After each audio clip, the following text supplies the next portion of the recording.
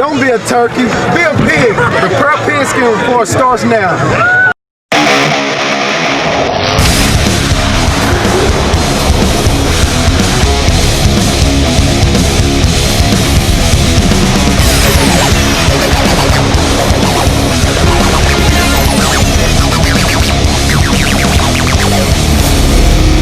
Welcome to week 12 of the Prep Pigskin Report Unplugged. My name is Rudy. I'll be your host. I do not work alone. Please, a warm welcome for co-host Mr. Bert Grossman. How are you, Paul? You know, that LT, I always look at that LT thing and I was helping him with the lines and I'm kind of mouthing along and... You're very thin in that one. Yeah, I know. It happens to all of us. Hey, Bert, before we get to our special guest, quickly your thoughts about the Aztecs and Colorado Buffalo quickly arranging a football game on Saturday. Normally you have sometimes 2 weeks to prepare for an opponent. How do you get a game plan together in 2 days? God, I'm not sure. And they have to go to Colorado. So the good news is the old oil can trophy from Fresno State will stay with the Aztecs another year. The bad news, like you said, this is like Sandlot football. You get 24-hour notice, 48 hours notice, travel and go play. It should be interesting to watch. So what do? Do you just do what you do well, work on that? And I think you stick to the basics and do well, absolutely. There's no time to do anything else. All right, so now for our first conversation of the night. It is time for some hot air in the cool zone. It's presented to you by Mozzie Heating, Air, and Solar. And our guest tonight, well, really, one of the biggest names we've had is a good friend of yours. Would you like to introduce him? Absolutely. Bryant Young from the San Francisco 49ers. Mr. Young, good evening to you, sir. Before we get started, I always like to show people your credentials. You can't see it, but we're going to throw up a bio board. And, man, this just screams Hall of Famer. And as you heard earlier this week, you are on the very short list to become immortal, to join the NFL Professional Football Hall of Fame. We keep our fingers crossed as that process whittles down, but we really appreciate you joining us on the Prep Pigskin Report. Thank you, guys, and I really appreciate you having me on as well. Hey, Brian, I think the one thing that stats don't show is you spent 14 years with one organization, especially during the salary cap times when it was terrible. That shows how much you meant to that organization. They always kept a priority to keep you around. You know what? It was you don't see that happen as often as in today's sports with one person being there as long as 10 or 14, however many years, double-digit numbers. And I was very fortunate to be able to play for the same organization. There were opportunities where I thought I'd play a year into my last contract and potentially become a free agent, but it was a good marriage. I wanted to be there. They wanted me there, and it was just awesome. And I understand, having an opportunity to be in one place, it doesn't happen for everybody like that. And to be able to build a firm foundation, be involved in the community, really be a part of the fan interaction, that was important to me. Well, folks around here certainly remember your name, playing Super Bowl 29. Did the Chargers ever have a chance against that team? You know what? They did have a chance. But I'll tell you what, we felt really good about our preparation. It was funny, that whole week of practice in Miami, as we were getting ready to face the Chargers. Not one ball was dropped in practice. Wow! And that goes to show you the focus that we had, and it wasn't that we were overconfident or were confident or cocky at all, but we just had this belief in not only in ourselves but each other and what we're set out to accomplish. It was just a matter of how well we're going to execute to go out there and win the game, and so it showed in our focus and our preparation that week. Hey, Brian, talk a little bit. We've had older players on it, and they talk about how hitting the quarterback has evolved. You've been the defensive line coach at the Atlanta Falcons. What's the difference between when you played and now? Ooh, a big difference. They do a really good job protecting the quarterback. Now it's like you got to have a pillow and a blanket to let the quarterback down in today's game. But you know what? It's a lot of rules are in place to protect the quarterback. Before, back in my day, our day, Bert, you could hit below the knees. You could, you could doom buggy the guy, was where you put all your body weight on the quarterback. And, let them feel the weight of you. But it was some punishing hits back then. But, they're doing a great job trying to protect the quarterback. You know, that guy's a big money maker, so he's the franchise player of the team. So they want to do everything they can to, you know, protect them and keep them out of harm's way. You know, Brian, we showed how your impressive playing career bio board, but now let's throw up the graphic of your coaching bio board. You are building, sir. Do you have aspirations of coaching an NFL team as far as a head coach? You know what? I'll tell you what. I don't. But and the short of that is, I love the personal touch to be with that group of men in the defensive line room. And Bert, as you know, that room is unique and special. And I had the opportunity to coach in college, and you know, just the amount of you know, support and being able to just show those guys through example, through your experiences, and really being a mentor coach to them. It's important, and so you don't get that when you become a head coach, to be able to be a little bit more personal with a group. So I like that aspect, and then that was carryover into, you know, when I went to the NFL and coached as well. I still had that personal touch with that group of guys. You know, being a head coach, this is a lot of responsibility, and I don't take that lightly, and my hat's off to those that do it very, very well. So yeah. Hey, in an ideal world, Bryant, would you be a coach in college or a coach in the pros? You know, the pros. I like the pros. You know, I love it because in college you have to go recruit, you know, the talent that you're going to coach, and you have to do a really good job, and that takes up quite a bit of your time, and you definitely have to recruit well and bring in, you know, guys that fit your program. And sometimes, you know, you can go through the whole process, and then when it comes out of that kid signing, they can really break your heart, you know, on signing day. And so, you know, but have an opportunity to coach in the NFL, you know, you have a staff that does a great job scouting. Coaches scout, they evaluate the talent as well, in terms of who fits the roster. And it's just a matter of, you know, you picking that guy, you're signing that guy. There's a little bit of recruiting involved when it comes to free agency, but for the most part, you know, you don't have to recruit. Right. As we wrap this up, let's bring it full circle. As you see your name in a smaller and smaller group of people being considered for the next class of the Professional Football Hall of Fame, are you starting to work on a speech, or is that bad luck? No, I'm not working on a speech. I'm just, you know, enjoying the moment, taking one day at a time. You know, there's been a couple opportunities where I've been enshrined in a few other Hall of Fame events in different cities and places, organizations. And, you know, I think, you know, as it builds, you have an idea of what you want to say to the people that meant the most to you and that had an impact in your career. You know, when you have an opportunity to do something that many men have done before me, it's a village. It's a support system around you. So it's not just that one player, you know, doing it all by himself. Of course, you do it physically on the field. You have to do the work, but in terms of those people that are around you, that help you to get to where you are, those people are important, and they deserve to be thanked. Well, that'll be a long list, I'm sure. Brian Young, thank you so much for making time for us. Yes, Brian, thank you so much.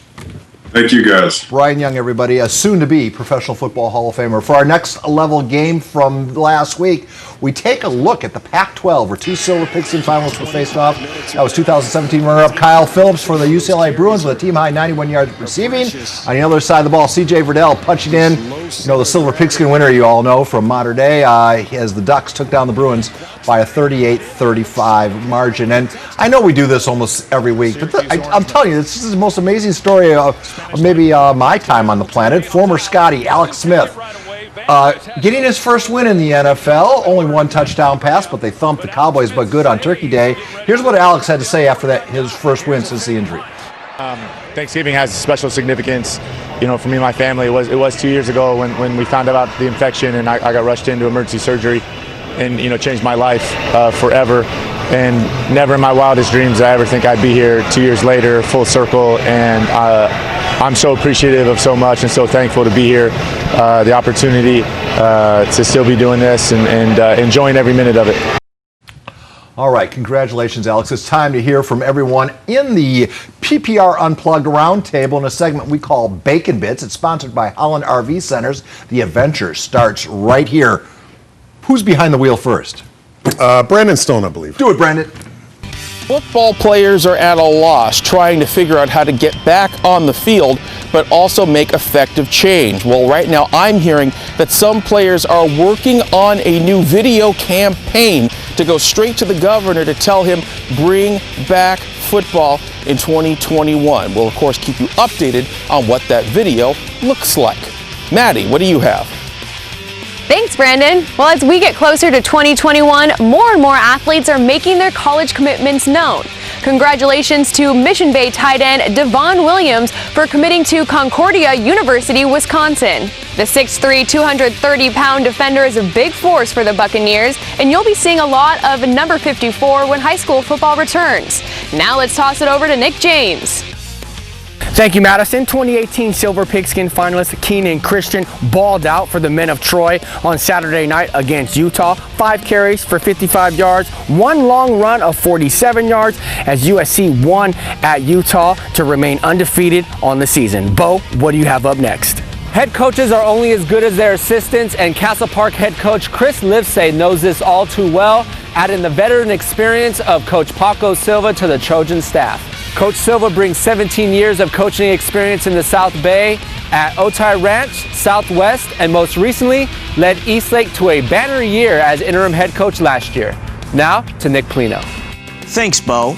Now, although this is a football show, 2 years ago, Boogie Ellis became the first basketball player to make his college intentions known on the PPR.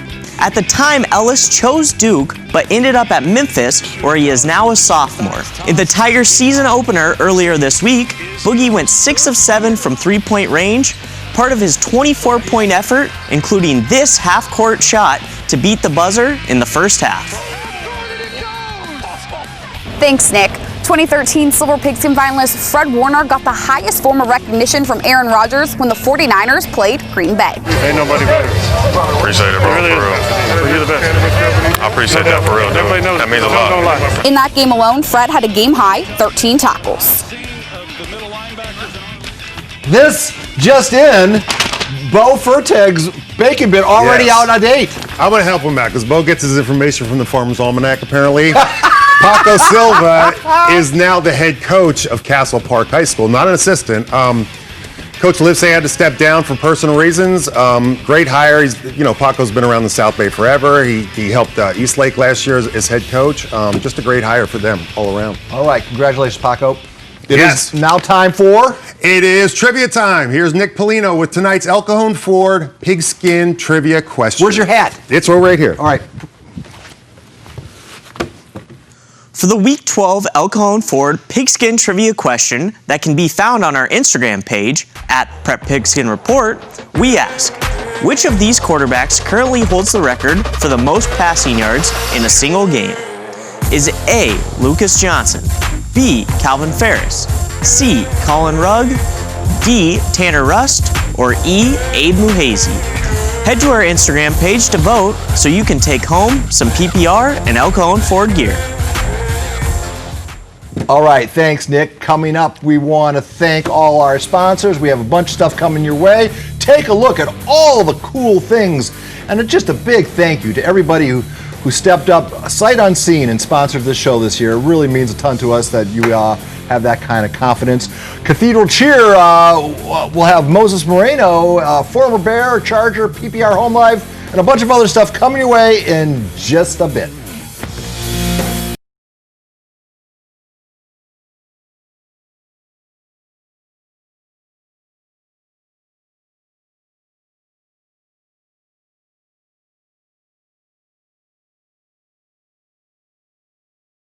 Helix started out as though they were going to bomb Oceanside into submission. Alex Smith hit Darius Douglas with a 37-yard TV pass on Helix's third play of the game.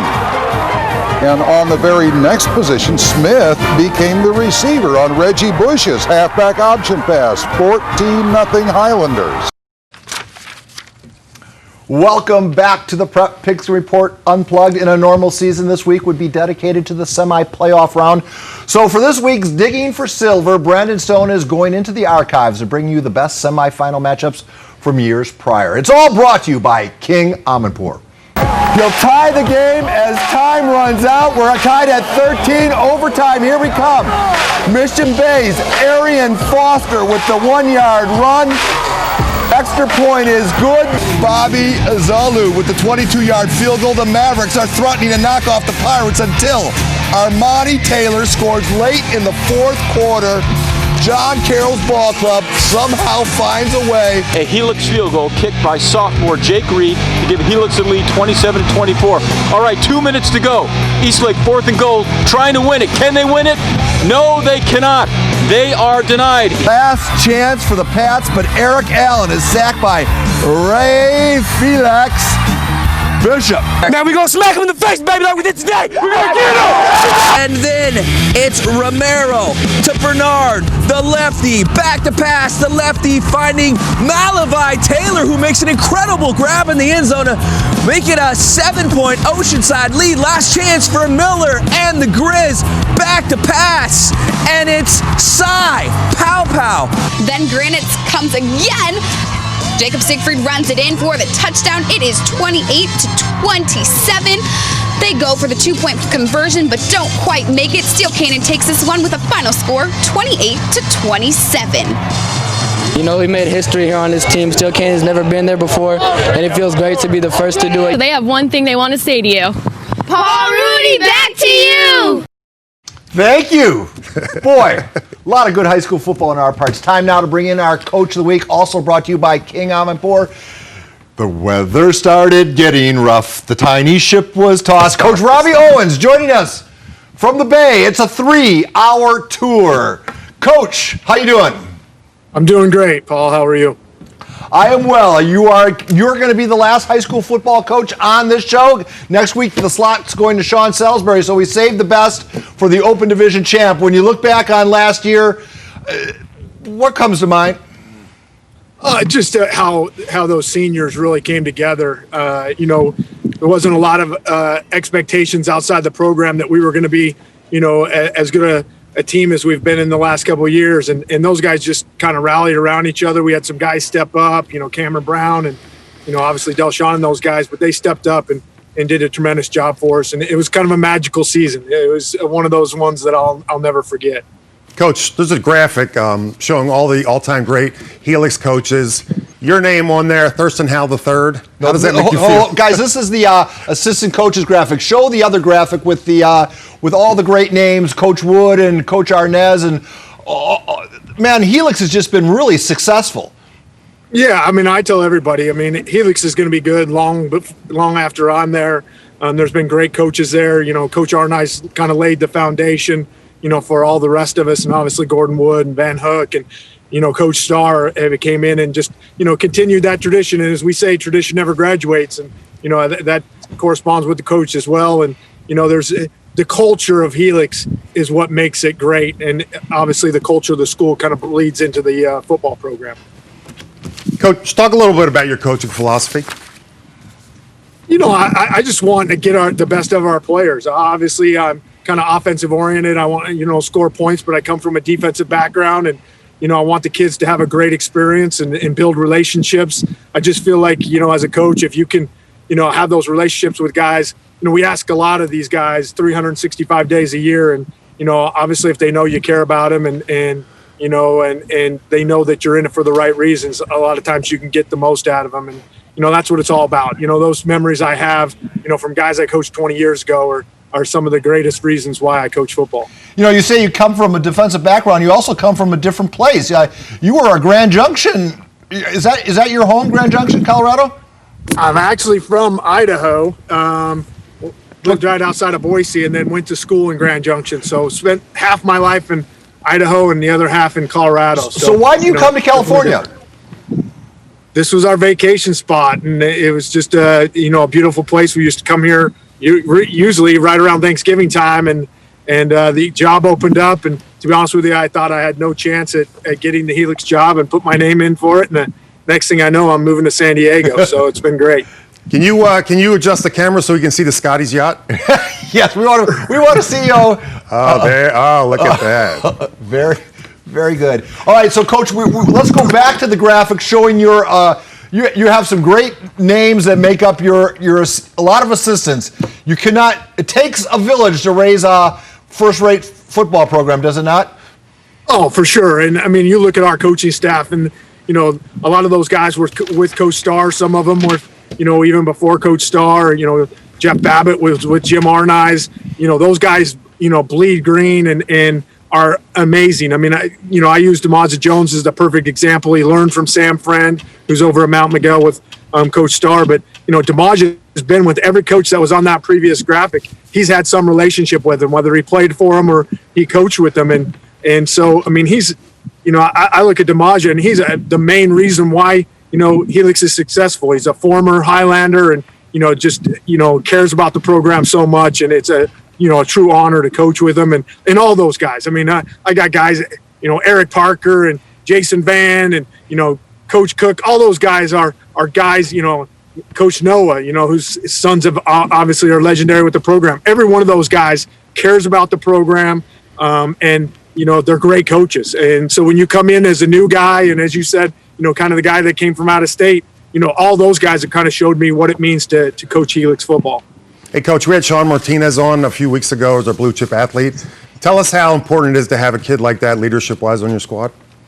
Well, I think that's the thing that a lot of people don't realize is the kids we have at Helix are so special and unique, and it takes, the high expectations academically, the expectations socially are so high that we have great kids. And Sean is, Sean and Jerry Riggins this year are two guys that I tell everybody, those are guys that truly are Helix guys. They know how to represent, academically, they know how to represent socially, and they know how to represent on the football field. And those guys are just, crucial to our program success, because they're guys that come into the program and, they're going to give you everything they got for 4 years. And it's truly an honor to coach those guys. I mean, you got, Jaden Brown, whose families came through, Helix, all those guys, they come to Helix for a reason. Obviously football is a big part of that. But the culture of the school kind of bleeds into who those guys can become. And, I'm very proud to be their football coach. Well, Coach, please give our regards to the skipper and Gilligan and Marianne and Ginger and the whole crew. We appreciate you joining us from the water. Hey, it was an honor, man. And I love the show. And we just got to get to the real football season here soon. All right. Well, we'll all have our fingers crossed for that. Coach Owens, go back to the fishing. We'll talk to you again down the road. Time for another break. When we check in next, we'll have Commissioner Joe Hines talking to us. Plus, we'll raise a glass to our Hollandia Student Athlete Spotlight. You're watching the Prep Pigskin Report Unplugged. Even at age 73, Coach Shaq's mind is still sharp as a tack. Shaq is always working a couple moves ahead. He takes no prisoners. Knight takes pawn. Once an educator, always an educator. Encouragement is his middle name. Your Sicilian defense is crap, lady. Queen's Gambit, my behind. Use your head. Unfortunately, being a great football coach doesn't necessarily translate to the chessboard. Checkmate. Checkmate. I win. So he's no Bobby Fischer. But did Bobby Fischer win 5 CIF titles? Checkmate. Checkmate.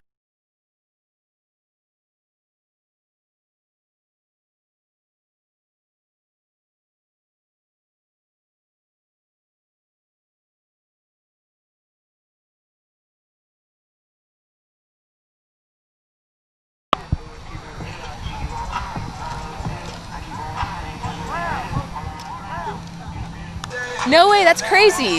Did you know that everything sticks to Raymond Torres' hand?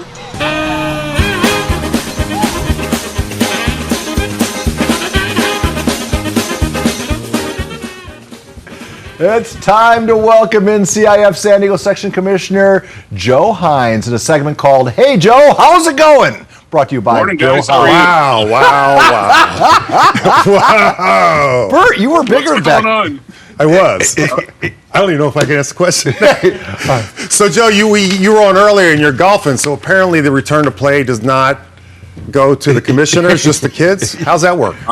I'm not sure what you're talking about golfing, Bert. I'm working hard. We're taking care of business. Hey, I got a question for you. Coach Texler put something out about the district, South Bay, shutting down football for a week or so. Is that COVID related or is that holiday related? I'm not sure exactly what's going on with that, Bert, with regards to their shutdown. I know they've been going. They're planning on continuing going. If they're doing anything, it's just coming back from a holiday-related thing. But they've been back to business, and the kids are working hard, and the coaches are working hard. And again, I don't know specifically what that's regarding, but I don't believe it's COVID-related. All right, rather than run it into the ground, because I know the COVID-19 deal is, we've talked about it every week, hoping that there would be some light at the end of the tunnel. Did we lose Joe? No, they're okay. No, we're still here. All right, hey, Joe, so I want to go back 2 weeks in time because there was one semblance of normalcy, and I wanted to give credit to you and the Sports Association and the folks at Petco Park. We did have that awards deal that we usually have, or where kids came up and got honored at Petco Park. It was a drive-through type deal. Yep. But I still thought that kudos to you guys and everybody involved to make that happen. Yeah, and you know what? That's the San Diego Sports Association. Ron Fowler, Bill Johnston, Christian Peterson. They did a great job with that, Paul. It was a great event. That's super important to the kids. And you know what? They put an event together where they could still get about 230 kids there. The parents were able to come in. They were able to honor every single kid and call out their name. It was just a great event. And obviously in these tough times, it was something that was positive, and it went over very well. So kudos to them, and we appreciate them having CIF involved in that activity. But again, just a great event they put on by the San Diego Sports Association. All right. Well, we know you have a very important board meeting to get to. We're going to let you get back to that.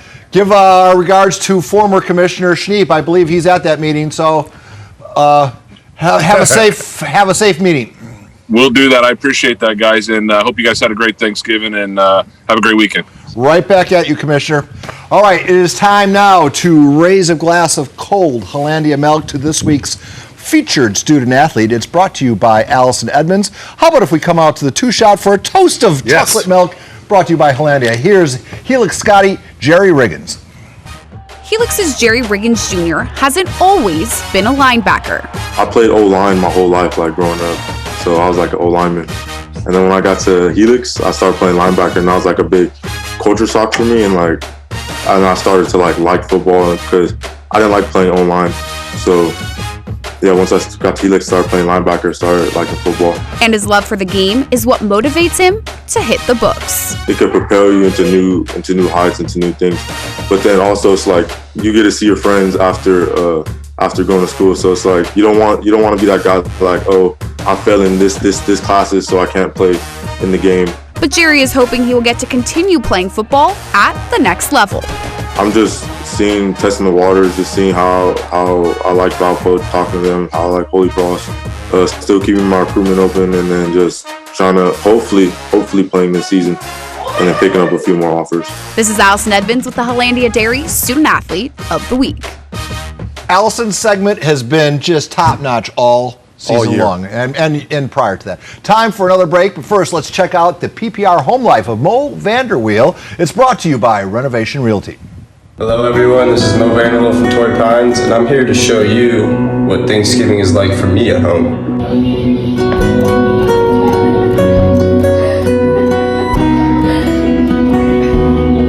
So we got the game on. We got him playing against in fantasy as CD Lamb.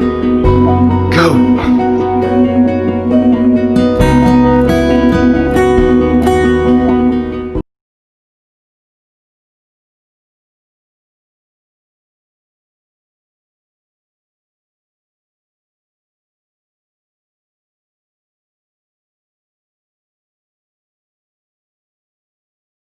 What are you doing on your phone? Yes, Mr. President, this is the most America school ever, and it's about to get real loud and real turned up in here.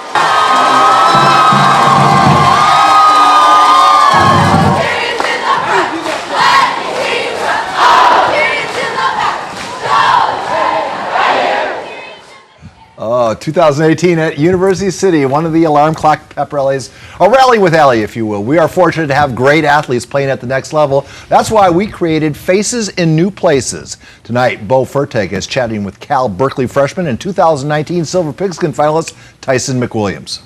It's your first year up there. What's been your biggest takeaway from high school to college? To business. You're playing with guys that they all were the best player on their high school team.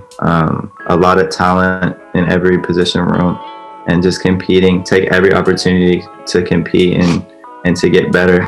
But yeah, biggest takeaway is probably just speed and physicality at this level. It took me a while to adjust, but I'm getting the hang of it now. You're successful on and off the field. What do you think has helped you along your journey of being successful? Academics was always something preached in my household. My mom and dad, it was always you have to do your schoolwork before you could go outside and play, before you could go to practice. That was the priority that was just instilled to me since I was younger. And along with Saints held every student to a high academic standard. So it wasn't just go to high school and take easy classes and stuff like that. I always challenged myself to be more than just an athlete in every aspect of life, not just school, but outside and just being a good person overall. And obviously, there's a lot of learning lessons from football. What has football taught you?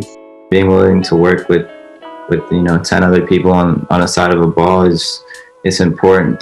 Developing relationships that last a lifetime, and honestly, just toughness and determination in life. Not everything's gonna go right, and same with football. You never know what's gonna get thrown at you. You just gotta be willing to embrace it and overcome it. Bo Furtick with the Prep Pigskin Report. Thank you, Bo. Time to introduce our blue chip athlete, Elijah Lloyd, out of Mission Hills High School. We sat down with the future Utah Ute while he was making a holiday visit to his relatives in Nevada, Las Vegas, I believe. Take a listen.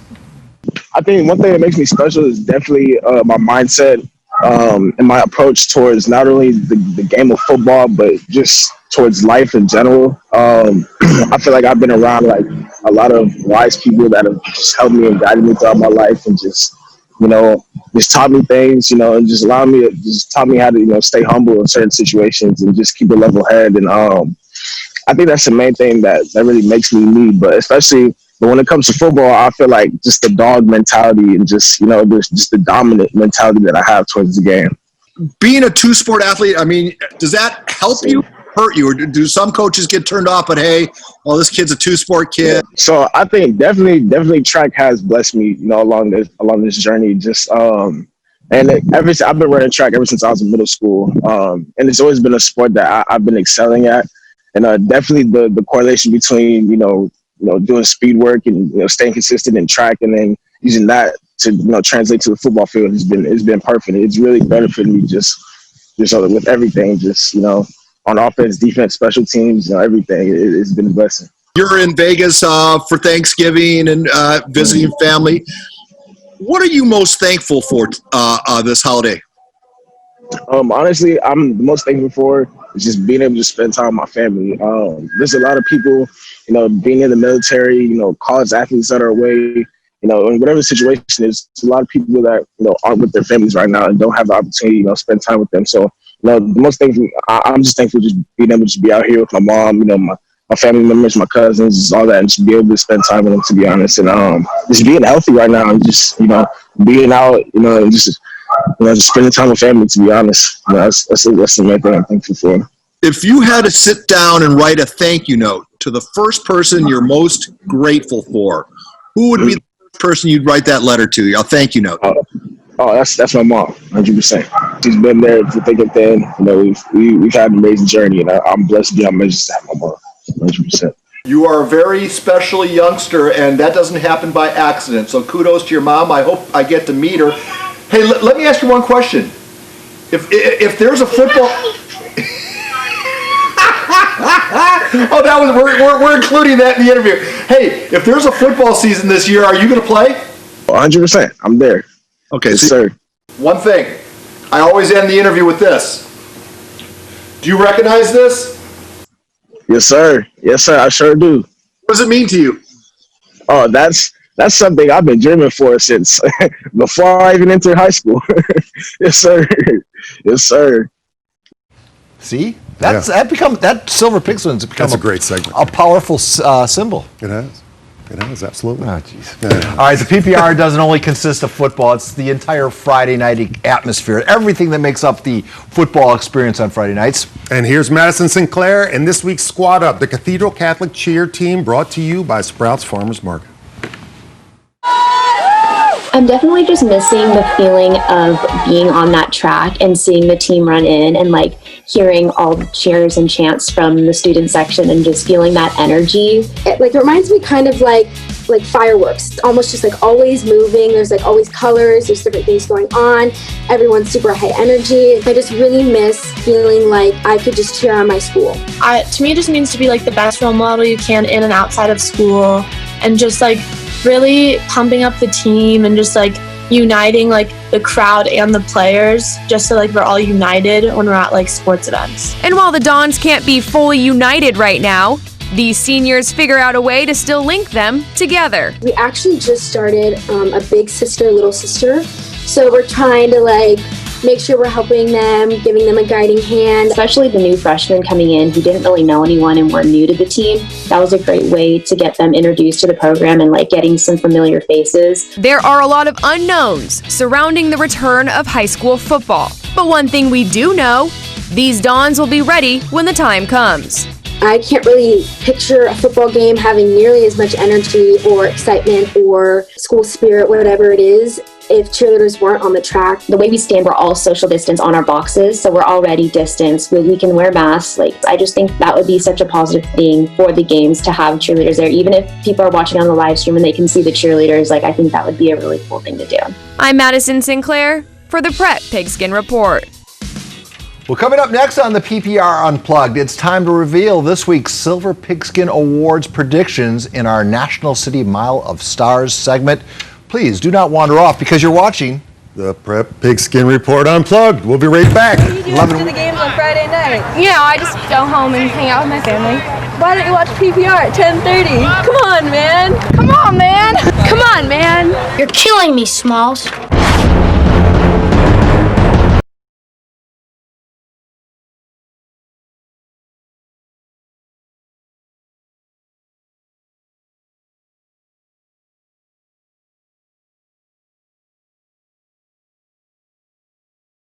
Something that I really wanted to go out and be something different, get out of the limelight and go make a name for myself. And I believe that going to Oklahoma is going to be a great benefit for myself. Here we go, Tony. Where's Tony Jefferson going to school?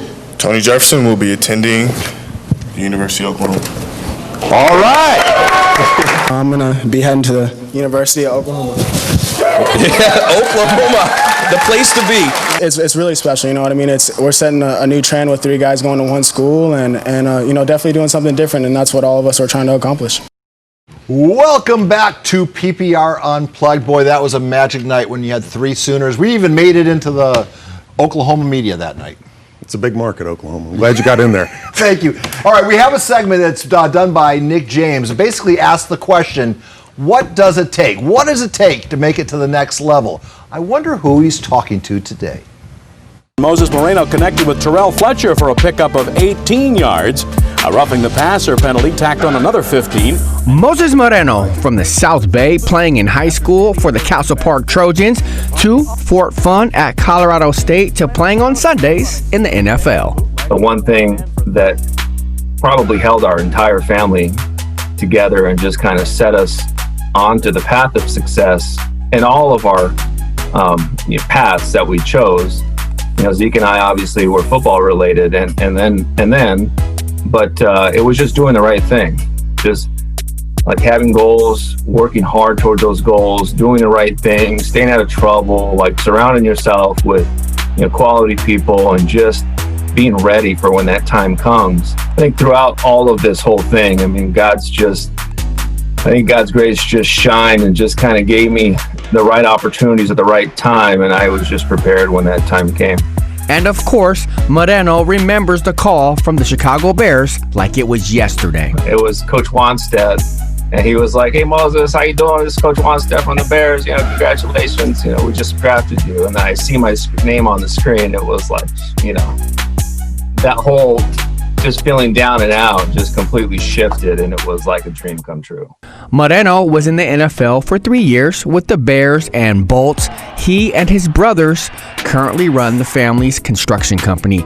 Nick James for the Prep Pigskin Report. All right. In interest of full transparency, Yes. we're going to devote a segment on our webpage. In fact, we've been doing it all season long, and we'll continue to do so. It's all the athletes we've been talking about on this show the past 11 or 12 weeks. It's, if we ever have a Silver Pigskin Gala again, there's 11, 12 awards. All the names that we are considering for those awards. Now the list will change. It will go longer, it will get shorter, depending on how kids do when we actually ever start playing. But right now, Bert, I'd like you to put a name into the hopper. How about a name and a category you're considering the athlete for? The Silver Pigskin, Cameron Dingman, Ramona High School. Why? The biggest thing that stands out with him is coaches talk about what a great leader he is. But for me, when your 40 matches your GPA, you're a pretty good kid. He has a 4.440 and a 4.4 GPA at Ramona.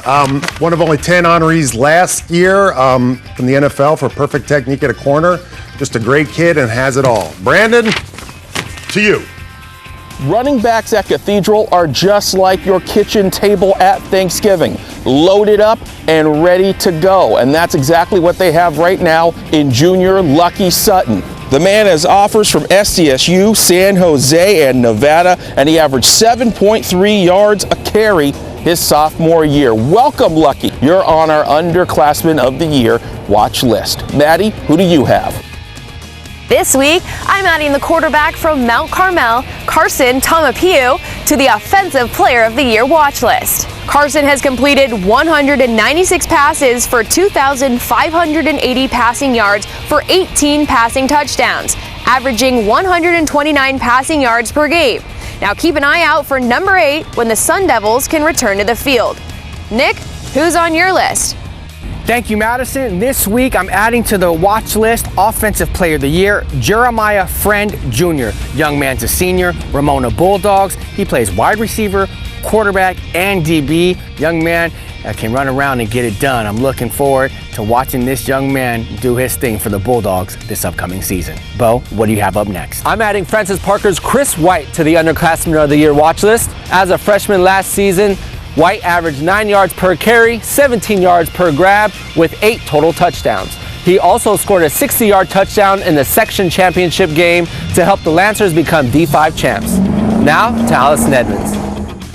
Thank you, Bo. This week, I'm adding Oceanside quarterback Jacob Harris to my Offensive Player of the Year watch list. In his junior season, he had over 2,400 yards and 19 touchdowns for the Pirates, as well as averaging 102 yards a game. Nick, who are you adding this week? Thanks, Allison. I'm going to the Offensive Player of the Year watch list to add Escondido's quarterback, Robbie Ramos. The senior gunslinger is set to start his 4th season as the Cougars QB, where he has already thrown for 4,100 yards and is in line to break the school's all-time passing record with 1,800 yards still to go. Nick Polino. As an on-air talent. Oh, man, Boy, he's great. He's great. You could tell he's like a Juilliard-trained actor. Yes. I mean, he's just Shakespeare, everything. I'm telling you what, he's not long for this market. He's headed places. Time for another timeout. Carol's Corner is coming up next, but first, let's check out the PPR home life of Zach Rowell. It's brought to you by Renovation Realty. We renovate, we sell, and you profit. This is Zach Rowell from Torrey Pines High School. This is what my Thanksgiving looks like. Good food over here, turkey, pie. My favorite's gonna go with turkey and mashed potatoes, of course. Some other things got going on, just watching some football, spending good quality time with family. Got the dog, got the sister. Some of the things I'm thankful for are family, friends, faith, and just to be able to play football and live the life we have. Go Falcons.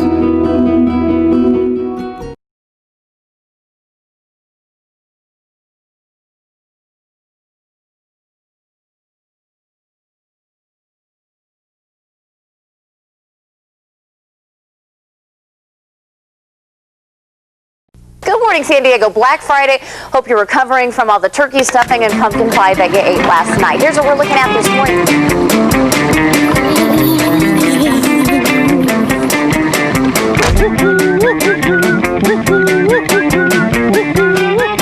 People do a lot of stupid things. Luckily, there's ponage. Making that woohoo guy shut up. One smart idea among many, many stupid ones. Oh, I'm so glad we had time to put that on. Thanks, that's Brian Burke back in the day when we were doing those opens. It's now time for our weekly lesson from legendary coach John Carroll, the iconic former Pirate, still a Pirate at heart. Joined us, he was in the midst of preparing his Thanksgiving meal, so we had to have a special segment while his turkey was in the oven. Take a listen. Happy post-Turkey Day to you, Coach. Thanks for spending some of the holiday with us. And all that's going on in society today, why should mom and dad encourage their kids to play a contact sport like football? There are many, many benefits. They're unique. They're generalized to all sports, but they're specific to football. I think they've done much greater on what we call the laboratory of the football field. And parents, don't you want an adult mentor, a positive adult mentor in your kids' lives? And somebody that spends so much time with them when you're not able to spend time with them. So there's two great quotes. One of them, of course, is really great, and the other one I just say is great because I'm the one who said it. So anyway, the first quote, if we look at the slide on the coach-player-mentor relationship, is the famous John Wooden quote that we've used before. A good coach can change a game, a great coach can change a life. That's so true. But the next slide is something that I really believe is a teacher can expect, but a coach can demand. Now, what's the difference? A coach has what the player wants. They have playing time. They have the ability to be with their teammates. They have the ability to wear the uniform. So we control we can control our expectations with them, with their behaviors, and what we set out as the parameters for them to be a part of our program, which can be greater than a teacher can do. And athletics, in that sense, can become the anchor that motivates academic and behavioral success for kids. So next, why? Well, because of the life skills and character. That's our next slide. And then if we look at all the video, we're going to see the following. We're going to see kids develop self-worth and confidence through achieving difficult things. Self-sacrifice, working for something bigger than themselves. Becoming goal-oriented. Critical thinking schemes that go on with scheme adjustments and audibles and all the things that go on a football field that we don't really see. Learning to work under pressure, accept criticism and praise, learn time management skills, become competitive with winners and losers and accountability, learn adaptability, be able to make adjustments as they come up. Relationships with diverse personalities and ethnicities. What could be better at our time in our world today?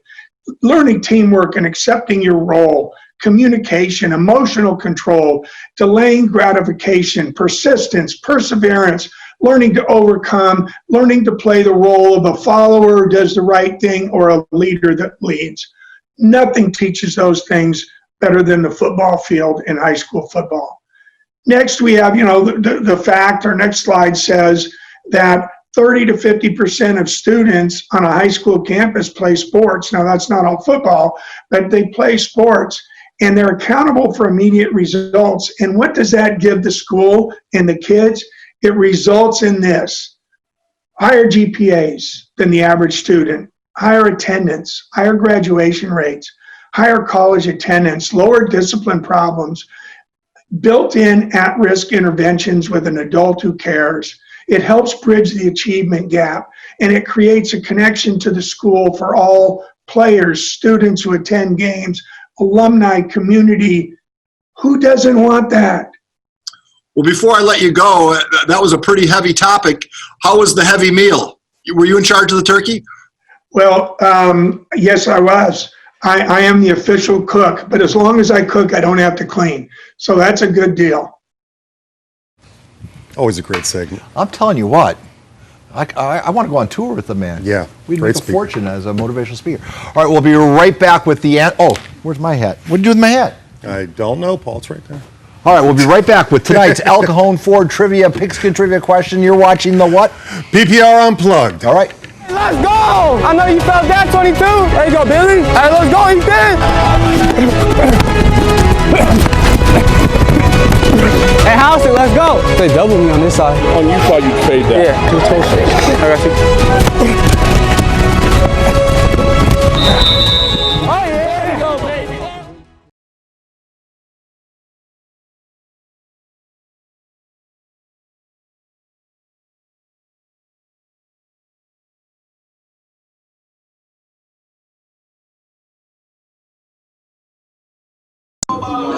So quality.